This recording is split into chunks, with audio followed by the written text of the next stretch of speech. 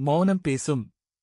50 வயது கடந்தவர்களிடம் உங்களின் எண்ண மாற்றங்களை உணர்கிறீர்கள் எனக் கேட்டால், என் பெற்றோரை, என் உடன் பிறந்தவர்களை, என் மனைவியை, என் குழந்தைகளை, என் தோழர்களை நேசித்த பிறகு இப்போது என்னை நேசிக்க துவங்கிவிட்டேன் என்கிறார்.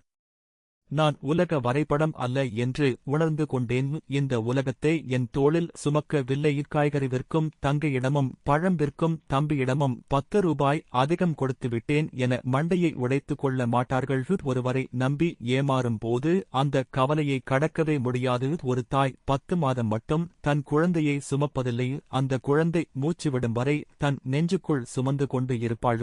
விதி உங்கள் வாழ்வில் பல சதிகள் செய்தாலும் இறைவனின் ஆசி இருந்தால் உன் வாழ்க்கையை வெல்லலாம். ஒரு பெண் வெறுக்கத் தொடங்குகிறாள் எனில் அவள் கொடுத்த அன்பு மீண்டும் மீண்டும் அலட்சியப்படுத்தப்படுகிறது என்பதுதான். ஒவ்வொரு முறை மன்னித்த போதும் கொஞ்சம் கொஞ்சமாக உடைந்த அவள் மனது ஒரு நாள் போதும் என்று சொல்லும். எனவே அந்த நாளுக்கு பிறகு அவளின் வெறுப்பு பேசாது. அவள் மானமே எல்லாவற்றையும் பேசும்.